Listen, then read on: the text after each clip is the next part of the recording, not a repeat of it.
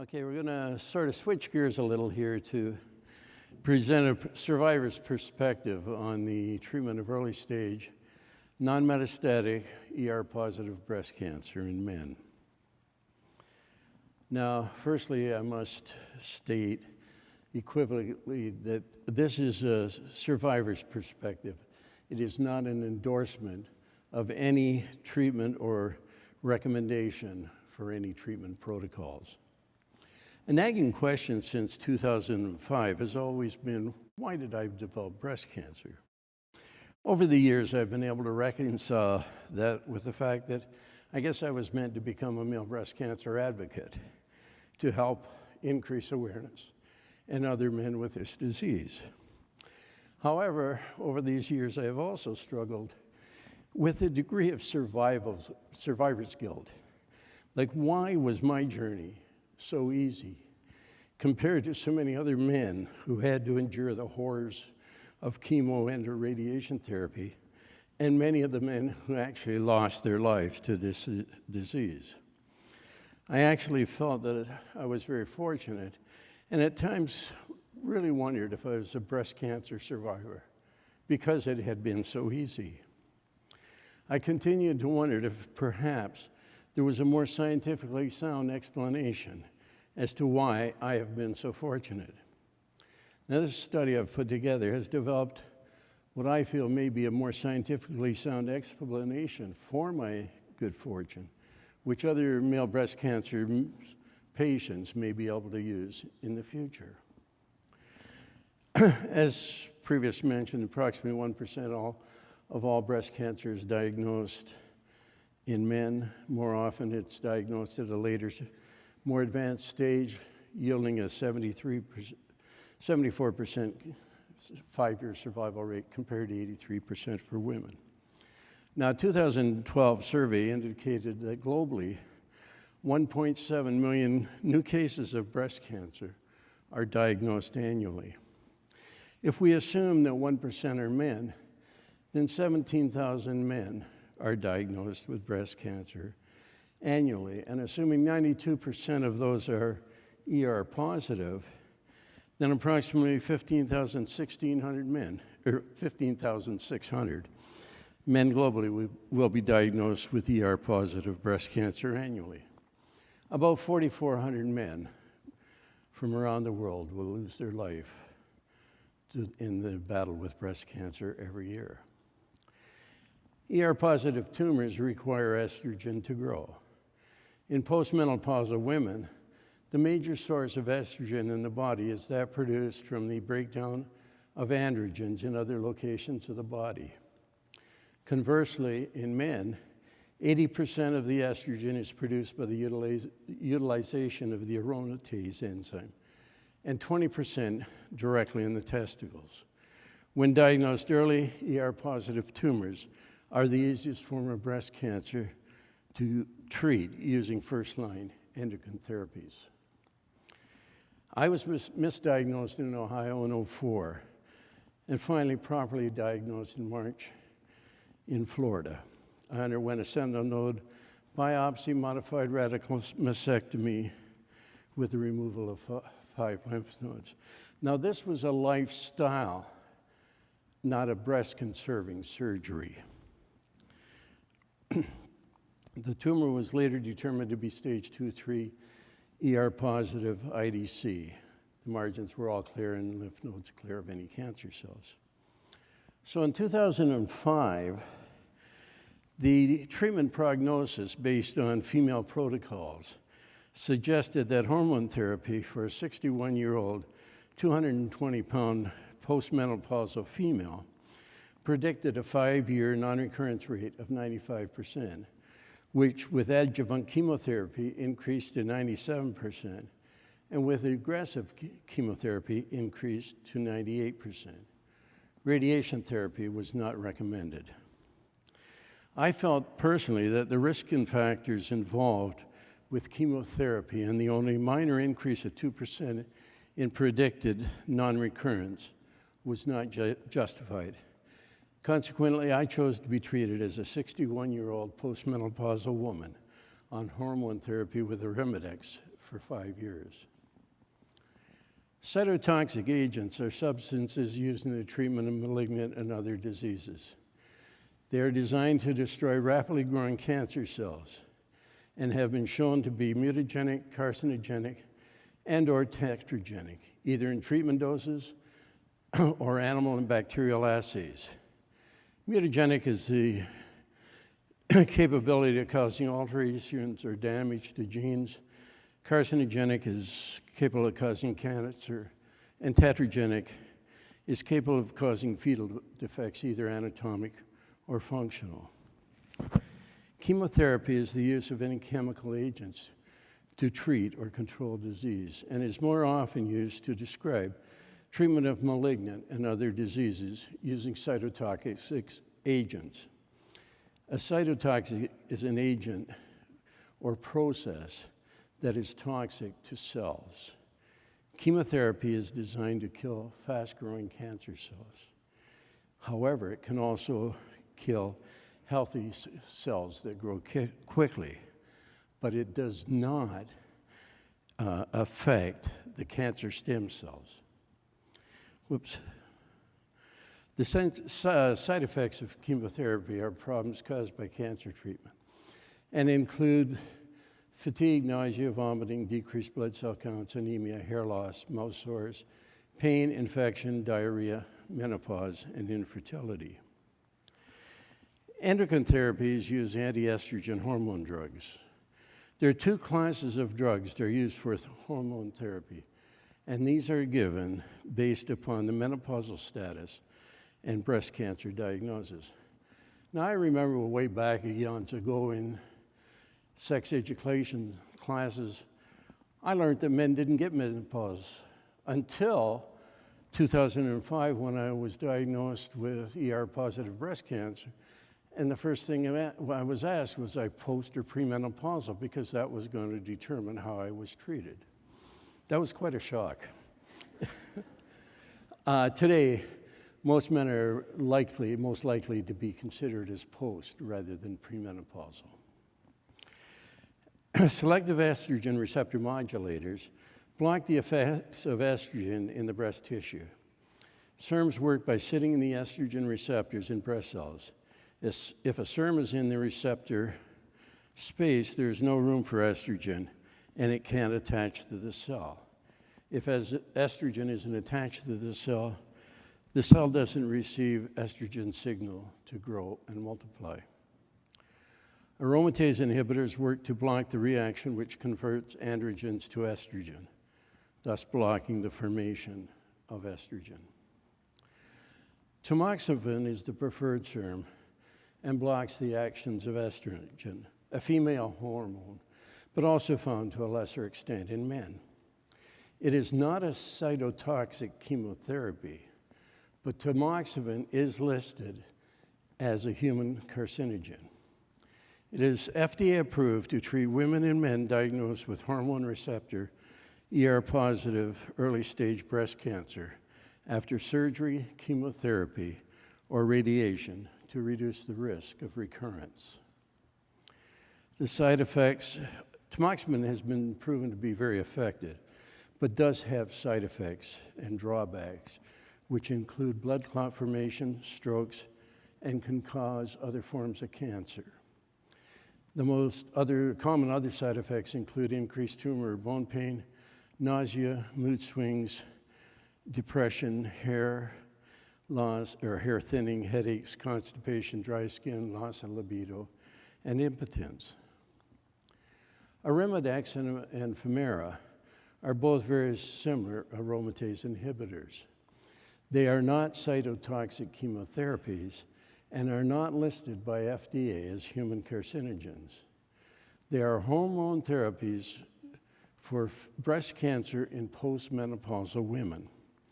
Aromatase, an enzyme found in the liver, fat, muscle, and breast cancer cells, changes androgens into estrogen, which some tumors require for growth. Aromatase inhibitors work by blocking aromatase and therefore by lowering the amount of potentially cancer-causing estrogen in the body. They are not listed as human carcinogens and are FDA approved for postmenopausal women, but not approved or recommended for use for men with ER-positive breast cancer. The most common side effects include hot flashes, joint symptoms, including arthritis, weakness, mood change, pain, back pain, sore throat, nausea and vomiting, rash, depression, high blood pressure, osteoporosis, fractures, swellings of the arms and legs, insomnia and headache. All wonderful side effects to have. Now, let's face it, cancer is not nice to anybody, but perhaps hormone therapy is a little less severe than chemotherapy. A strong or non-compromised immune system keeps cancer stem cells in check. The immune system is what ultimately heals cancer and allows the patient to remain in remission. It is not surgery, it is not radiation, and it is not chemotherapy. It is the immune system. On the other hand, a suppressed or compromised immune system may promote cancer cell growth. Now, chemotherapy can destroy or compromise immune systems, and most chemotherapies do not kill cancer stem cells. The use of known carcinogenic drugs, such as those used in chemotherapy and or tamoxifen itself, may compromise the immune system. Recent suggestions indicate that aromatase inhibitors are less effective in men. A 2012 study suggested that the past decade of improvement in disease-free survival rates for female breast cancer using AIs makes them an attractive alternative for the treatment of men. Although there are only very limited isolated case reports for AI therapies in male breast cancer, they are predominantly used in metastatic or advanced male breast cancer cases. The low incidence of male breast cancer is a major hurdle for conducting randomized trials. It has also been reported that the overall survival rate for male breast cancer was significantly better after adjuvant treatment with tamoxifen compared to an AI. Consequently, tamoxifen should be considered the treatment of choice for ER-positive MBC. In this study, the duration of tamoxifen in adjuvant settings was limited to 1 or 2 years. It is also mentioned that adjuvant use for AIs in male breast cancer should also be further investigated. Now, several studies have compared tamoxifen with aromatase inhibitors to see which type of medicine was more effective in treating early-stage ER-positive breast cancer in postmenopausal women. Based on 2016 data from the American Chemical Society, most doctors go by the following recommendations. An aromatase inhibitor is the best type of hormonal therapy to start with for postmenopausal women. When treating early-stage ER-positive breast cancer, aromatase inhibitors have more benefits and fewer serious side effects compared to tamoxifen. Switching to an AI after taking tamoxifen for 2 or 3 years is more beneficial than 5 years on tamoxifen. In his book, Male Breast Cancer Taking Control, John Boyages highlights a 1986 study that suggested estrogen produced by the testicles continues to stimulate ER-positive breast cells, that treating men with an AI has the potential to increase estrogen production from the testicles, and using a luteinizing hormone-releasing hormone drug can reduce the production of pituitary hormones and thereby reduce estrogen and testosterone levels. Gorsalin, or Zoladex, is an LARH drug that is similar to a hormone found in the body. It lowers the amount of sex hormones that the body makes. Men will have lower testosterone levels, and women will have lower estrogen levels while taking this medication. In men, this medicine is also used to treat prostate cancer. Zoladex is not listed as a human carcinogen. Unfortunately, however, it exhibits many of the same negative side effects of tamoxifen, but these may be less severe when using an AI. And these include hot flashes, dizziness, headache, increased sweating, decreased sexual interest or ability, trouble sleeping, nausea, hair loss, mental or mood changes such as depression, mood swings, and hallucinations. Now, has my 12 and a half years in remission been due to my good fortune and a blessing from the cancer gods? Not likely, but it's far more likely due to early detection, a fantastic surgeon, and my courageous decision, which was strongly supported by my oncologist in 2005, to be treated with Aromatase for 5 years. As a result, my immune system was not compromised or suppressed by the addition of cancer-causing drugs and remained strong. I firmly believe that during the 5 years in Aromatase, my immune system was not compromised and remained healthy, and that was very, very instrumental in my 12 and a half years being in remission. In conclusion, increasing awareness must always remain the principal focus to increase survival rates for men diagnosed with breast cancer. It should be possible and relatively easy to obtain survival rates for men as good as or slightly better than for female breast cancer patients, because slightly over 10% more men are diagnosed with ER-positive breast cancer than their female counterparts. I believe it's 80 or 81% for women and 92% for men that are diagnosed with ER-positive breast cancer. Early stage non-metastatic ER breast cancer are the easiest to treat. A campaign similar to that put forth in the 1980s for female breast cancer, which dramatically increased early detection and survival rates for men is required, or survival rates for women is required for men. The use of AIs for ER-positive breast cancer in men requires further investigation.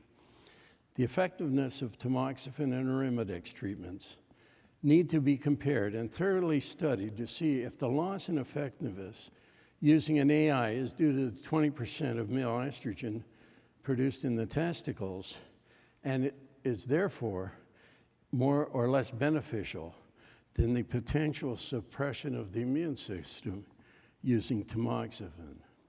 Is changing to an AI after the first 2-3 years on tamoxifen for a total of 5 years a better option for men? Is a combination of an AI with an LARH drug perhaps a better option than tamoxifen? As men age, their hormone levels usually decrease. Now, if my estrogen level was low at the time of diagnosis and treatment, did that play a significant role in my relatively easy, successful treatment with Aromatase? Will the estrogen level in men at the time of diagnosis play a significant role in the future in defining the treatment options for early stage non-metastatic ER-positive breast cancer in men? Globally, 15,600 new cases annually may be the incentive that is required to push the manufacturers to further study AIs for treatment of men diagnosed with early stage ER-positive breast cancer. Medical clinicians need to keep abreast of the best options for their male breast cancer patients. Future information should provide male breast cancer patients the necessary tools to improve their journey and for the best possible outcome. Ladies and gentlemen, thank you for your attention.